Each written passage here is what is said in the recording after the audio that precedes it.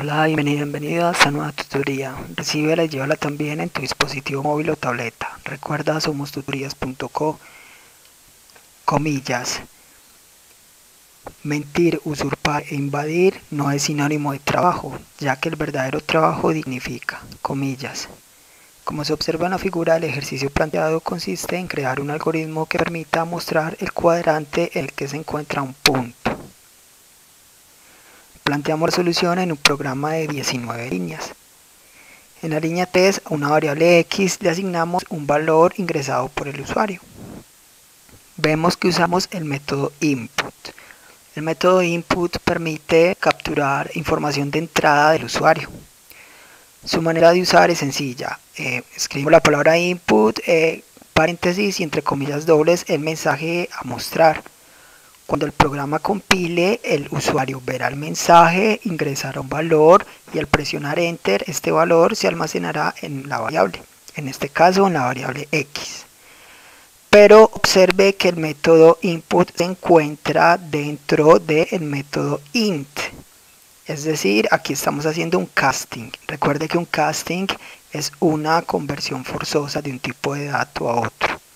Lo que el usuario ingrese será de tipo string cadena. Eso lo convertiremos a tipo entero y luego lo almacenaremos en la variable X.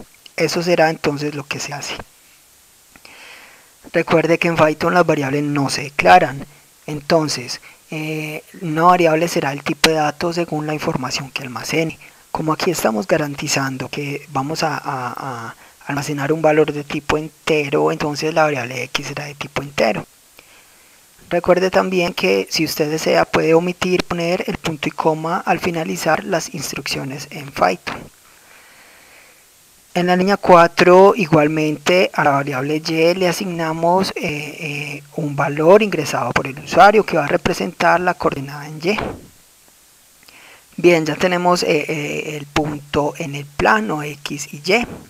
Ahora solamente resta determinar en qué cuadrante está. Recuerde que los cuadrantes son positivos, está en el primer cuadrante, ¿sí? El del lado superior derecho.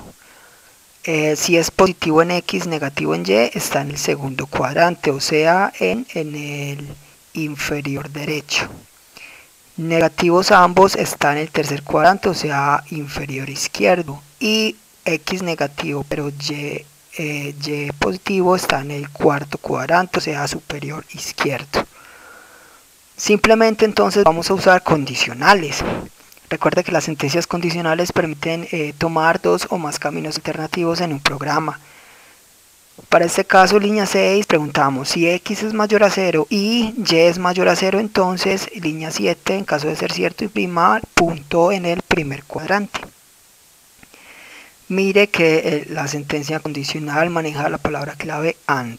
En otros lenguajes para la conjunción se usa el doble ampersand. En Python se usa IN. Para la I se usa el AND. Otra cosa importante es que las sentencias condicionales, así como las estructuras repetitivas, ciclos, for o while, manejan bloques de código no por llave sino por tabulación. Observe que la línea 7 lleva tabulación con respecto a la línea 6, quiere decir que esa línea pertenece a la condicional. Todas líneas que pertenezcan a una condicional deben de llevar tabulación con respecto a la condicional. Y la condicional debe terminar con dos puntos, como se puede apreciar en la línea 6.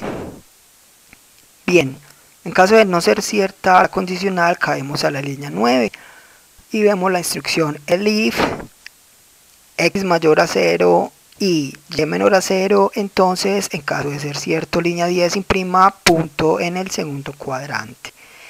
Elif es una instrucción similar a else if, es decir, a si no, si. En Python se abrevia. Otra cosa es que el método o la función print permite mostrar información por consola. Se puede mostrar texto o variables. Para separar el texto de las variables usamos el símbolo de suma. El texto debe ir entre comillas dobles. Y las variables, si no es de tipo string, hay que hacer un casting a string. En este caso solamente estamos mostrando texto. Bien, en caso de ser falsa la condicional anidada de la línea 9, caemos a la línea 12. Igualmente un si no, si x es negativo menor a 0 y y también, entonces línea 13 imprimimos punto en el tercer cuadrante. Si no, entonces miramos, si x es negativo y y positivo, línea 16, imprimimos punto en el cuarto cuadrante. Y si no está en ninguno de los 4 cuadrantes, pertenece al origen, como lo podemos ver en la línea 19. Esta fue la tutorial de ejercicio, crear un algoritmo que permita mostrar el cuadrante en el que se encuentra un punto. Repasa la teoría, resuelve nuestro test y practica un algoritmo en el tablero. Si esto te gustó o no, te invitamos a discutirlo y a valorar la experiencia de esta tutoría. Recuerda, somos tutorías.co, trinamos como @tutorías, posteamos en Facebook y Google Plus como Tutorías Colombia. Pregúntanos, contáctanos, haz parte de nuestra plataforma.